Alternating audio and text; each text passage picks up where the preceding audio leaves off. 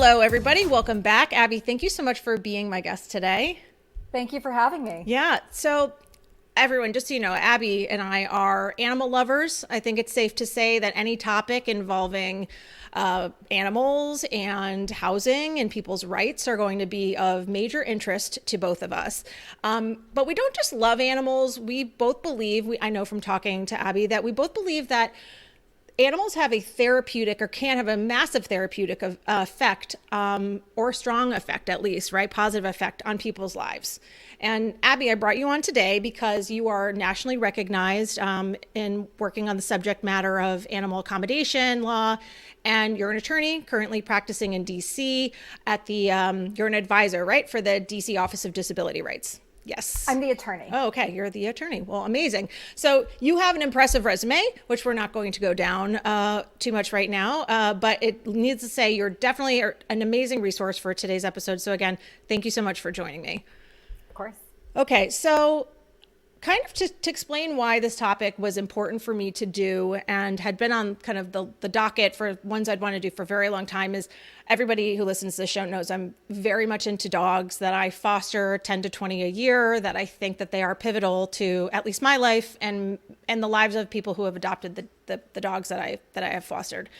And during the pandemic, you had a massive influx of people who all of a sudden could and did get pets. A lot of them were dogs, but, lots of other pets, I think. And I think the initial reason was because they had more time. They're working from home. They, just had greater flexibility to be able to take an animal outside or wherever, And very quickly, those pets for, I would say, almost if not all of those people became a pivotal part in their coping mechanism therapeutically for what was I hope one of the biggest kind of crazy things that happens in our lifetime, where life was absolutely dramatically changed. People did not know what to do half the time. And, it was very scary. So I was very happy when people tell me that they couldn't adopt a pet because there weren't any left. There were like 20 people trying to adopt the same dog. I was like, well, that's a great problem to have, But anyway, so what that means now is we have even more people who have animals in their homes, and if they want to rent a new place or buy a new place, or you have maybe more turnover with your rental, you're a landlord, then there are more people navigating having an animal in their home and how to deal with it, right? So, Abby, we're going to get into it. I just so everybody knows, Abby is very passionate about this, and I really love talking to her about it. She has a ton of resources that we're going to kind of put out after this episode. But just first and foremost, everybody know, if you have any questions after you listen to this episode, totally reach out to either one of us. I'm going to be linking Abby's information as well as mine. So we're going to give you the best we can, but there's always more to learn. Okay, so one more thing before I start asking you questions, Abby, is I want everybody to know. So I'm getting excited for this episode. I'm Googling because I'm like, well, what would a normal person, non-realtor, non-attorney who specializes in this, what would they do? They would go to their browser. I hate to say Googling. It could be Safari, whatever. And they're going to type in the words about what rights do I have as a renter, or how do I move or go through an application process if I have a pet or an assistance animal or an emotional support animal, or any of those kind of words we're going to get into soon. And I pulled up a number of articles and I sent them to you, right? And what did you think about many of them? I think a lot of them, there are issues with their accuracy. There's just a lot of misinformation out there. The rules, the regulations are actually quite clear and quite simple when you dig into them. Mm-hmm. Unfortunately, most people don't. And it's a lot of one person says it's a game of telephone. One person says one thing and then another person says the same thing. But by the time it gets filtered down, it's not quite right. Right. And so there's just a lot of misinformation out there, and really to the detriment of renters and buyers and homeowners associations and landlords and everyone. Right. And so the thing is, I will also say that when I was looking up these articles, I wasn't just sending you some like random blog post. They seemed like really legitimate. They're ones that if I was not in my position, I would have read and probably believed in. And there was a lot of information that was not accurate in them. And I know because I've had to take continuing education classes that have to do with this very specific topic. So anyway, so I was really interested to see how we could break this down in like a correct way for people. So yeah. And just before we really start to get into the nitty gritty, sorry, there's a fly flying around me here. Then we just want people to know that you do practice it and focus on DC and federal law. So that's what we're really talking about today, though there's massive carryover to the other jurisdictions. That federal law applies everywhere. Sure, of course. The floor, not a ceiling. So everybody has, at minimum, the rights under federal law. Right, of course.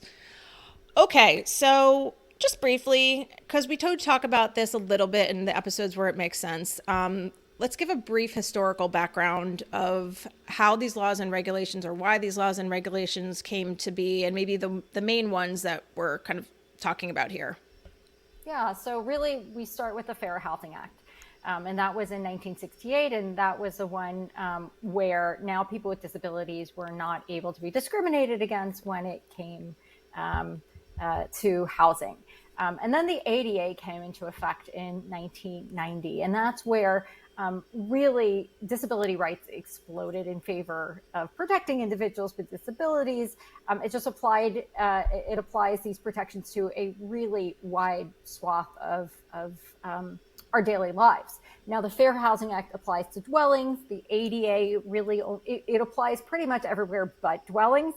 However, the definitions are the same. The definition of disability is the same, and how it's applied is the same. The ADA is going to apply in places like a leasing office, or places where individuals, people, a place of public accommodation. So if there's a party room, or if there are places where people, members of the public can go, the ADA is going to apply there.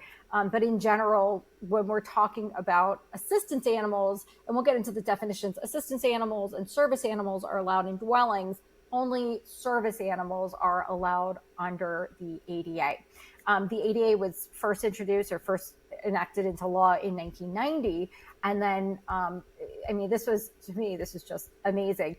There were some court cases that really narrowed the definition of disability. And in 2008, by an overwhelming bipartisan vote, the Amendments Act was enacted, ADA Amendments Act, and that really strengthened protections for individuals with disabilities, such as now, the definition of disability is quite broad. And when we are discussing Fair Housing Act and ADA, the inquiry is really on whether or not somebody's discriminated against, not whether they're living with a disability. It's just a very low hurdle to be subject to those protections. So a lot of times in these inquiries, there's a lot of discussion around whether or not somebody's living with a disability. That's the wrong focus. I like to think of it as like a tie goes to the runner. When in doubt, somebody's probably living with a disability. The question is, do they need this accommodation? Is this an appropriate accommodation or not? So the point of all the laws is that they apply to a lot of people. According to the CDC, it's either like 1 in 4 or 1 in 5 people are living with a disability, and 1 in 2 people will be living with a mental health issue, disorder at some point in their lives. This is really relevant to so many people out there. I mean, especially right now, my point about the pandemic is very real. I think it's really messed with a lot of people, and I think it's really made people confused and just, I mean, I would say I had, mental health concerns during that time. I don't know who didn't anyway, but yeah. Okay. And also I think it's pretty wild that we didn't have any fairly robust laws until 1990, which is, 10 years after I was born. Like in my mind, this has always been like, you always treat everybody. They always have protections, those who need it, but pretty wild. Okay. So we're going to get into the definitions of what these animals are, right? Because it does come into play, like you were just saying, between some of the rules and regulations where where animals are allowed or not. And so we'll start with the one that I think is most understood and it has less confusion about, and that's a service animal. So I'm going to kind of punt it to you to say what the definition is, then we can try to give people some examples of maybe that they wouldn't think of necessarily. Mm-hmm. So under federal law, a service animal is a dog, and miniature horses are allowed as well, which I am a horse person. Like that's my first love. So I would love to see a miniature horse. So it's a dog or a miniature horse that is individually trained to do work or perform tasks for the benefit of an individual with a disability. So that means you have somebody with a disability, right? And then an animal that is specifically trained, and what they are trained to do, alleviate a symptom or effect of that disability. Now, I want to note that a service animal, it does not need expensive professional training. While a lot of them do for the task they need to perform, it's not necessary. Anybody can train a service animal. You can train your own service animal. And I think that's really important because that's how we make this accessible to the greatest number of people. Yeah, you made this point to me before we recorded, and I guess I hadn't really thought about it before. But in my experience with these service animals that I have had direct interaction with, they did go through some very, very specific, challenging, 1 to 2 years of training. But you're right. Does it have to be a specific program? Does it have to be a certain licensing or, group? No, it does not. Not legally. Yeah, not legally. Right. Of course, we want them to be able to do their job well and, et cetera, et cetera. Okay. So some examples. We talked about the miniature horse. Yep. They can guide somebody maybe who is, eyesight issues, is blind. With seizure disorders, there are animals that can kind of alert people when they're possibly going to have one. What's another example you might want to give? Okay, I'm just going to say something about a seizure animal. It's more like if you have a seizure, like they'll sit on top of you, or there'll be a medical alert. They really can't sniff if you're going to have a seizure. Oh well. So thank you. I know. No, you know more than I do. I've gone into so many rabbit holes with this. So a dog trained to remind her person to take medication. Yes. And if you think animals can't tell time, watch when they go to their food bowls for dinner. They know exactly the time. My dog starts crying at 6:00 every single night. So exactly. Yeah. Or, someone trained to calm a man with PTSD, or sometimes you can train them. I've heard you can train them to detect a blood sugar drop for people with diabetes. Yep. So again, very wide universe of ways in which animals can help us. Right. And that you can train animals to help us. Right. And so the I think large number of questions and kind of where things start to get a little hard for people to understand is when we start talking about assistance animals. And I'm going to let you talk about this. You have some opinions. I happen to agree with them. So why don't you tell everybody what an assistance animal is, and we can kind of break some of that down. Yeah. So an assistance animal, so let me go back to a service animal. Sure. They are allowed under the ADA as well as Fair Housing Act. So you can take them to places of public accommodation, like a shopping mall or a restaurant, things like that. Service animals can be in dwellings and in places of public accommodation. Assistance animals. So these are animals that work or assist or perform tasks for the benefit of an individual with a disability, but they're not trained to perform that task. Or it's a cat, right? So you can train a cat. Really, you can train cats. It is possible. So the animal is not trained to perform the task, or it's an animal that's not a dog or a miniature horse. Again, state laws might be different. In DC, it's a little bit different. But again, federal law is the baseline protections for everybody. Right. So, and the definition also says including emotional support. So what the animal does, whatever it does, it has to alleviate a symptom or effect of that disability, of the impairment. And this is where people think, oh, it's just emotional support animals. I really don't like that term. And here is why. One, it's limiting. There are so many ways in which animals can help us and so many impairments. It's really limitless. And so when we say emotional support animals, we think that they're limited to this really narrow universe of mental health issues. And that's just a very small part of it.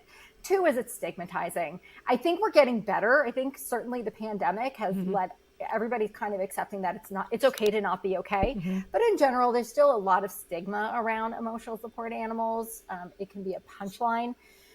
So that's another reason I just don't like to use the term. And third is that you're unnecessarily revealing medical information that you don't need to, right? You don't need to disclose a diagnosis or medical records or anything like that. You just need a doctor saying this person has an impairment. Here are the symptoms and effects of that impairment. And when you say emotional support dog, you're giving away the game. You're giving away information, private information that you simply don't have to. There's nothing wrong with it, and we should be destigmatizing mental health. I prefer to use the term assistance animal. It's a lot broader. So if we're going to talk about some examples, it's a bird that helps a child with ADHD focus. That has nothing to do with mental health. It's still really important. A rabbit helping calm a child with autism. A cat that helps a woman going through cancer treatment manage her pain. Or a dog that helps somebody with depression maintaining a routine. So again, it's just such a wide universe, and I think we should be acknowledging that wide universe. And so I like to use the term assistance animal, and that does include animals that are used for emotional support. Right. No, I think that's really great. And all of your points, especially, and we'll get into what to disclose when potentially, but disclosing someone's medical, information is, and what times do you give somebody you don't know, like somebody in a leasing office, for example, some pretty private information about yourself. So not only does it feel kind of icky, like you just don't necessarily have to do it. So anyway, we'll get to that in a little bit. I did want to, yeah. Well, yeah, I just want to say, so assistance animals, they are only allowed in dwellings. Right. They're not allowed in places of public accommodation. So they're allowed in your dwelling, in your residence. They're allowed in the common areas. They're allowed, outside to eliminate their waste, but they are not allowed in supermarkets, right, and grocery store, in restaurants. People will flash their emotional support animal card and say, I can take them anywhere. No, that's not true. Yeah. Okay, so I'm going to add one more kind of animal that people have mentioned to me, though well, as we're going to say, it's not going to be part of this discussion beyond this, but therapy animals. So, a therapy animal, I had a therapy animal. He was a dog. We brought him into hospitals. He would go around and he would make people feel happy, which was great. But he or us together, we were not entitled to protections under the disability rights laws, right?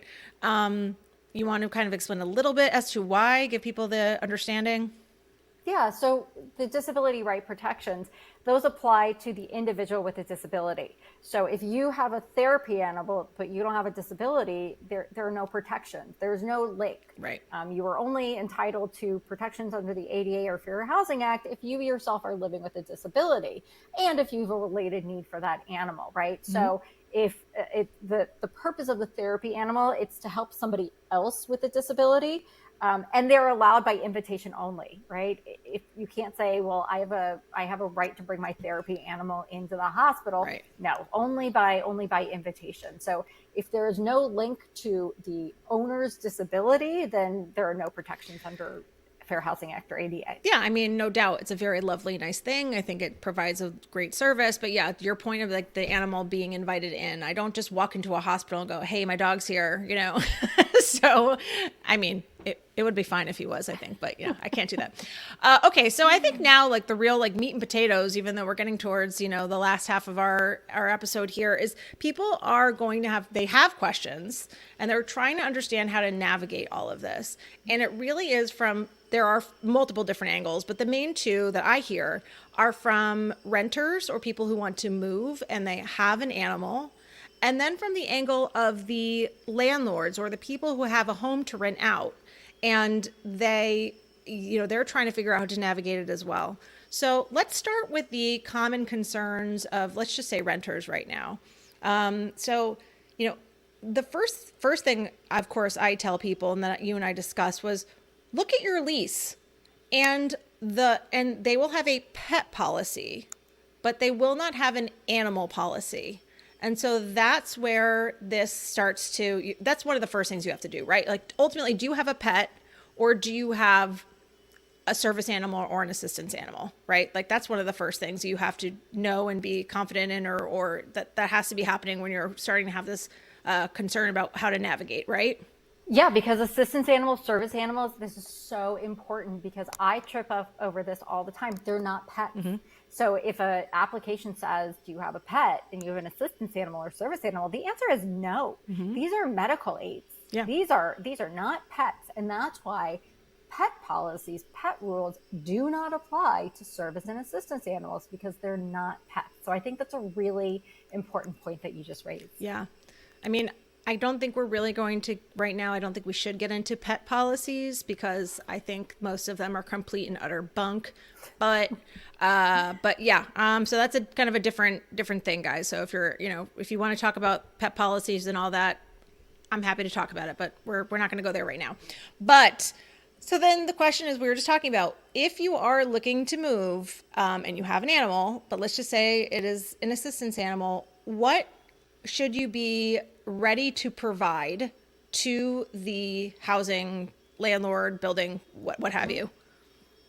So if your disability is obvious, if somebody can see, through objective, they're looking at you, they can see, oh, you have a disability. You don't have to provide anything. Mm-hmm. Let's start with service animals. Okay. So if you have a service animal, let's say you are blind and you have a guide dog. It is obvious that you are living with a disability. It is obvious what your animal is there to do, the nexus, the need, how the animal alleviates a symptom or effect of your disability. That's obvious. So they can't ask you anything. Now, let's say you're an individual living who uses a wheelchair and you have an animal. Well, in that case, the disability part is obvious. I can't ask about that, but I do want to know, it's not obvious why you have that animal. So this is for service animals only. There are 2 questions a housing provider may ask. Is this animal needed because of a disability? What work or task has the animal been trained to perform? And I think it's also fair to ask, what work has this animal been trained to perform that alleviates a symptom or effect of your disability, right? There still has to be that link. Sure. So no paperwork, no verification. I also want to say something about certification and registration. There is no legally recognized certification or registration. Somebody says you need it. They're trying to sell you something that you don't need. They're trying to, make money off of something that is legally meaningless. So, and flashing those cards does not constitute verification either. So service animals, it's really easy. Is it obvious? No questions may be asked. If it's not obvious, you can ask 2 questions. Is the animal needed for a disability? What work or task has it been trained to perform? If you have an assistance animal, it's a bit different. So again, if the disability is obvious, if the eligibility, the related need is obvious, they can't ask for anything. However, if it's not, they can ask for reliable verification establishing the disability and again, the need. How does the animal alleviate a symptom or effect of the disability? And that's it. The letter has to be reliable, but they really can't. A lot of housing providers with bad advice, in my opinion, they're being told to kind of harass the medical providers, make them, sign an affidavit. I swear under the penalty of perjury that, this is true and accurate and everything, it's really being done to intimidate medical providers. You can't call them and berate them and, really grill them on their diagnosis. A diagnosis is not necessary. Medical records are not necessary. Frankly, if you're a housing provider, I recommend that you authenticate a letter. This has nothing to do with HIPAA, right? Because you're not asking for medical information. You can call the doctor, the medical provider, and say, did you write this letter? Is this your signature? You are not asking for any medical information. You are authenticating the letter. Now, I will also say, while most of these letters are written by healthcare providers, it's actually broader. It doesn't need to be a healthcare provider. It can be, it can be a peer support group leader, Sure. Something like that.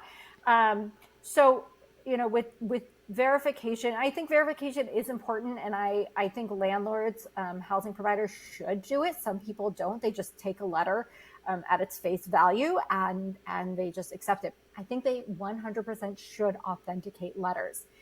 I just want to talk a little bit about what constitutes reliable, because this is where the whole issue of fraud comes in. And I use air quotations. There really isn't fraud, not the way we think about it. It's not people trying to pull one over. As I said, with the definition of disability, it is a very low bar to meet, right? To be considered living with a disability. You have an impairment that impacts the ability to perform a major life function, and it just has to be. It makes it more difficult for you to perform that major life activity than the average person. Really low bar, and the animal does something to alleviate a symptom or effect. So where there usually is fraud is it will be a forged letter, right? So you'll call the healthcare provider and they'll say, no, I Didn't write that. didn't sign that letter. And people get upset about the when you like the internet doctors that you can call or that you take an online survey. Again, that's not fraud in and of itself. You can go to a doctor, and after the first appointment, they can diagnose you with something, and they can see that, yeah, you have depression and your animal is alleviating a symptom or effect of your depression. There we go. You don't have to have an ongoing relationship for that verification letter. The concern there certainly are some internet service providers where, and I've tested this, where I'll give every answer incorrectly. Does your dog make you happy? No, he doesn't. Are you excited when you come home to see your dog? Absolutely not. And it spits out that I qualify. Well, when I authenticated that letter, what do you know? I couldn't get a hold of anybody. So once you authenticate, that's really how you can weed out if a letter is authentic or not. And if it's not, it doesn't mean that the person is engaging in fraud. It just means the letter is not authentic. You ask them for a reliable letter. And then if they don't give you one, you don't have to provide the accommodation. Yeah, so that's a topic that is applying obviously to the people who are renting and then the people who are providing the housing as well, so that they know how to navigate that. Because I do think that's one of the biggest things that come up. So another thing that I wanted to touch on is just about what a landlord's rights have if, so let's say the animal does come into there's a lease that started, there's an animal in the house. The landlords still have rights also if that animal is not behaving properly. Like, let's say that animal attacks somebody in a hallway. You tell me, Abby, does the landlord have to let the dog stay and continue to stay in that unit? So just because somebody has a service or assistance animal, it doesn't mean that they get to do whatever they want. Somebody will come in and they'll say, I have an emotional support animal. Yeah, I don't pick up my dog's poop, but you can't do anything about that. That's not true. Everybody has rights and responsibilities, and you still have to be a good neighbor. So if there are nuisance issues that you're not curing, that the renter isn't curing, if the dog is eliminating improperly and you are not fixing that, if there are odor issues, if somebody is a cat and they never clean out their litter box and there are bad odors, if there's incessant barking, if there are nuisance issues and the renter does nothing to alleviate them, to fix them, you can have the animal removed. If the specific dog poses a specific threat to the health and safety of the community that cannot be mitigated, again, you can have the animal removed. It can't be based on stereotypes. We can't say all pit bulls are inherently dangerous and so you can't have one. No, that's not true for many reasons. But if the specific animal does something that poses a direct threat to the health and safety of others, and it can't be mitigated, you can have the animal removed. You don't evict the tenant, but you can have the animal removed. Right. And I would think that 99.9% of the time that means that the tenant is leaving too, but still the point is that it is the animal that you're responding to versus the tenant. So I guess last thing is multiple animals. What if you have multiple animals and you're dealing with this kind of situation? I mean, you gave me a good example. I think the example you gave is just clarifies this topic. Yeah. So, people will say, well, I have two cats, two emotional support cats and an emotional support boa constrictor. And actually, let me get to that boa constrictor example Okay. too for a reason. If you have multiple service or assistance animals, that's fine, but each one has to have its own distinct project, right? What does this specific animal do to alleviate a symptom or effect of the disability?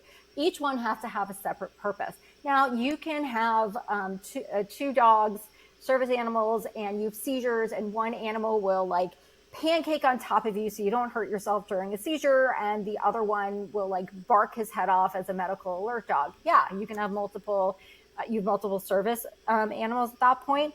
But you can't just say, I have depression, I have 2 emotional support animals. No, each one has to have a different function. I also want to go back to the boa constrictor because, again, I said direct threat to the health and safety of the community. An animal, while a pit bull is not inherently dangerous, a boa constrictor is, a tiger is, a peacock, right? Like you can only have animals that are commonly used as pets. And if they are an inherently dangerous animal, you cannot have them as an accommodation. That's good to know. Though I bet there are people who would fight you on saying that certain animals are not inherently dangerous. But yeah, I mean, luckily I don't think we have people who want lions and tigers as their assistance animals here. You'd be surprised. Well, I'm sure you've got stories. Okay, well, I think we're going to draw everything to a close here. So basically, everybody, the point is everyone has rights and responsibilities when it comes to this topic. It can be confusing if you are not getting the correct information. So to my earlier point, if you have any questions after this, or you want to discuss a particular situation, our door is open. You're welcome to contact us. And I think that's it for now. Abby, do you have any lasting words or anything you want to tell people? Just remember that everybody has rights and responsibilities, and we all have to be good neighbors. Yeah. Okay. Well, Abby, thank you so much for coming on. Everybody, thank you for listening, and we'll see you soon.